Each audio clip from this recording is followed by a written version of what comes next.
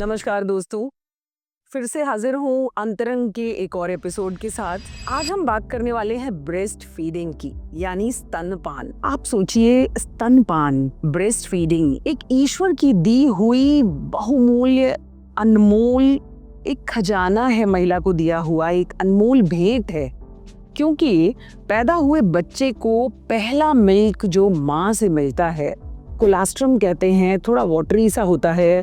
और कुछ गाँव में तो नहीं कह सकते क्योंकि अब तो हर जगह लोग बड़े जागरूक हैं, बट हाँ, जो लोग जागरूक नहीं हैं वो अभी भी उस मिल्क को फेंक देते हैं, निकाल देते हैं कि ये कुछ गंदा सा मटेरियल आ रहा है।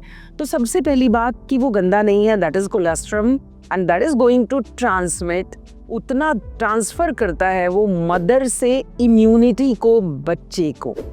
तो बच्चे में रोगों से लड़ने की क्षमता बहुत बढ़िया मिल जाती है।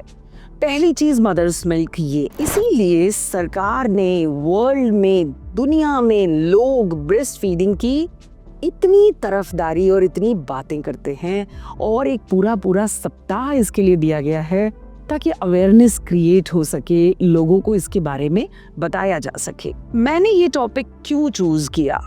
क्योंकि कुछ ऐसी चीजें हैं जो कई बार हम डिस्कस नहीं करते हैं और थोड़े से मिथ रह जाते हैं, कुछ बातें रह जाती हैं। तो लाइन से शुरू करते हैं।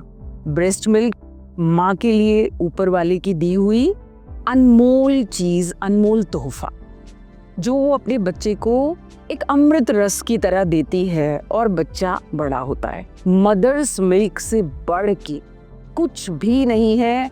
कितना भी नजदीकी सप्लीमेंट बनाए जाएं, इक्वल टू ब्रेस्ट मिल्क कह के बाजार में मिलते हों, बट ब्रेस्ट मिल्क की बराबरी कोई भी सप्लीमेंट नहीं कर सकता। हाँ, वो मजबूरियां, वो कंडीशंस जहां किसी भी हाल में ब्रेस्ट मिल्क अवेलेबल नहीं है बेबी के लिए, वहां सप्लीमेंट्स की बात आती है। और उन सप्लीमेंट्स की बात आती है जो कि equal to, more towards mother's milk हो। तो माँ का दूध, ईश्वर ने कुछ ऐसा गुण दिया है कि ये भरपूर है, rich in all kind of protein तो इसमें है ही बच्चे की ग्रोथ के लिए। आयरन भी मिलता है जो कि नॉर्मली बाहर के दूध में नहीं होता है। हर तरह के विटामिन्स होते हैं, इम्यूनोग्लोबुलिन्स होते हैं जो रोगों से लड़ने की क्षमता बढ़ाते हैं। तो बच्चे जो पैदा होते हैं उनमें अपनी इम्यूनिटी नहीं होती, उन्हें इम्यूनिटी उनकी माँ से मिलती है, और ब्रेस्ट मिल्क इसे और ज़्यादा सपोर्ट देता है। तो एक तो ये बात हो गई। दूसरी सबसे बड़ी बात ये है कि मदर में और ब्रेस्ट मिल्क में बच्चे की ज़रूरत के हिसाब से चेंजेस होते हैं। अगर किसी माँ को प्रीमेच्योर बेबी हुआ है तो उसका ब्रेस्ट मिल्क स्पेसिफिक होगा एक प्रीमेच्योर बच्चे के लिए। उसके गुण एक हेल्दी बेबी जो डिलीवर हुआ है फुल टर्म, उस माँ के मिल्क से थोड़े डिफरेंट होंगे। है ना अमेजिंग बात, ऊपर वाले की खूबसूरत देन। इसलिए माँ का दूध बच्चे के लिए अमृत है, उससे बढ़ के कुछ भी नहीं है। अब मैं आप लोगों को बताना चाहूंगी 444 के रूल के बारे में। एक्चुअली ये इम्पोर्टेंट इसलिए है कि आजकल अवेयरनेस तो है, बट लड़कियां भी बहुत जागरूक हैं, महिलाएं भी जागरूक हैं। इवन मैरिजेस लेट हो रही हैं, बच्चे लोग देर से इसलिए पैदा कर रहे हैं कि वो वर्किंग लेडी है, she is not settled yet. उसे लगता है कि मैं एक बच्चे की जिम्मेदारी कैसे उठाऊंगी, अगर बच्चा पैदा हो जाएगा तो उसे फीड कैसे कराऊंगी। इसलिए देर करने से अच्छा है हर काम समय पे हो, परिवार के लोगों की मदद लीजिए और 444 के रूल को जानिए। तो ये रूल ये कहता है, पहला 4 यानी कि 4 घंटे तक अगर आप अवेलेबल नहीं है अपने बच्चे के लिए तो ब्रेस्ट मिल्क को एक्सट्रैक्ट करिए, किसी कटोरी में रखिए। रूम टेम्परेचर पे ये ब्रेस्ट मिल्क 4 घंटे चल सकता है बिना खराब हुए, एक नॉर्मल टेम्परेचर में। अगला 4, सेकेंड 4 इज कि अगर आप रेफ्रिजरेटर में रखते हैं ये मिल्क, एक्सट्रैक्टेड मिल्क मदर का, तो ये 4 दिन तक चल सकता है। कितनी बड़ी बात है जिसके बारे में बहुत से लोगों को पता ही नहीं है। और अगर इसी मिल्क को रेफ्रिजरेटर में रख दिया जाए, स्पेशली वो फ्रिज जिसके रेफ्रिजरेटर फ्रीजर वाला पार्ट के अलग डोर हो, तो ये 4 महीने तक चल सकता है रखा हुआ फ्रीजर में रखा हुआ मिल्क। तो ये माँ का दूध जो अमृत समान है, उसे बर्बाद करने की जगह कई बार मैंने ऐसी फीमेल्स को भी देखा है जो बहुत दुखी होकर बहुत रोते हुए आती हैं कि मैं अपनी नौकरी नहीं छोड़ पा रही हूँ और अब मुझे आगे छुट्टियाँ नहीं मिल पा रही हैं। मैं ऐसी जॉब में हूँ जहाँ लंबी छुट्टियाँ नहीं मिलती। बहुत से प्राइवेट फर्म्स हैं जहाँ सरकारी नौकरी की तरह लंबी छुट्टियाँ नहीं मिलती बच्चे को पालने के लिए। ऐसी कंडीशंस में उन्हें 6 आवर्स 8 आवर्स की ड्यूटी करनी ही पड़ती है। और ठीक है, फैमिली चलाने के लिए और अपने काम को आगे बढ़ाने के लिए वो भी ज़रूरी है। घर में उनके पास सपोर्ट है बच्चे को संभालने के लिए, बट माँ का दूध तो सिर्फ माँ ही दे सकती है ना। तो ब्रेस्ट मिल्क को निकालें और ज़रूरत के हिसाब से उसको स्टोर करें। ये एक बहुत ज़रूरी बात थी जो मैं बताना चाहती थी। एक और बड़ी इंटरेस्टिंग सी बात आपको बताऊं, ब्रेस्ट मिल्क इतना इम्पोर्टेंट है कि गवर्नमेंट ने ब्रेस्ट मिल्क बैंक्स बनाए हैं, that is human milk banks. इनको लैक्टेरियम भी कहते हैं। पहला ब्रेस्ट मिल्क बैंक मुंबई में स्टार्ट हुआ था 1989 में, लॉन्ग बैक, क्योंकि इसकी ज़रूरत समझ में आई थी। Breast milk bank, human milk bank में वो महिलाएं अपना मिल्क डोनेट कर सकती हैं जिनके पास सरप्लस है, जिनके पास मिल्क ज़्यादा हो रहा है बच्चे की नीड से, या समहाउ बच्चा नहीं है अब उनके पास और उन्हें मिल्क हो रहा है। ऐसी महिलाओं से रिक्वेस्ट की जाती है कि वो अपना मिल्क बर्बाद ना करें, उस मिल्क को एक्सट्रैक्ट करके ह्यूमन मिल्क बैंक में दें। जब ऐसे मिल्क डोनेट होता है ह्यूमन मिल्क बैंक में, तो उस मिल्क को पहले स्क्रीन किया जाता है। महिला की प्रॉपर हिस्ट्री रिव्यू की जाती है कि उसे कोई रोग तो नहीं है, कोई डिजीज़ तो नहीं है जो मिल्क के माध्यम से ट्रांसमिट हो सकता है, साथ ही स्वस्थ है वो पूरी तरह से। एंड फिर उस मिल्क को प्रॉपर स्क्रीनिंग की जाती है फर्दर हिस्ट्री के बाद भी, देन उसको प्रोसेस करके स्टोर किया जाता है। और ये मिल्क उन बच्चों के लिए प्रोवाइड किया जाता है जो बेसिकली NICU में एडमिट हैं, जिन्हें ह्यूमन मिल्क की ज़रूरत है, माँ के दूध की ज़रूरत है। उनकी माँ को या तो मिल्क नहीं हो रहा है, या वो खुद भी बीमार है और किसी हॉस्पिटल में एडमिट है, मिल्क आ नहीं पा रहा है बच्चे तक, या वो बेबीज़ जिनकी माँ नहीं रही। कई तरह की कंडीशंस हो सकती हैं। वो बच्चे जो एडमिटेड हैं जिन्हें मिल्क की ज़रूरत है और somehow they are not getting mother's milk। तो ये ह्यूमन मिल्क बैंक उनके लिए बहुत बड़ी हेल्प का माध्यम बन चुका है। और हमारे लखनऊ में किंग जॉर्ज मेडिकल यूनिवर्सिटी में इस तरह का एक लैक्टेरियम है, और सरकार ने ब्रेस्ट मिल्क की इम्पोर्टेंस को इतना ज़रूरी समझा है कि उसने 2 और ह्यूमन मिल्क बैंक बनाने की मंजूरी दे दी है। तो जल्दी ही हमारे लखनऊ में 3 ह्यूमन मिल्क बैंक्स अवेलेबल होंगे। वहाँ से मिल्क पाने की सुविधा तो मिलेगी ही, लेकिन हमें ये भी सोचना होगा कि वहाँ मिल्क आएगा कहाँ से।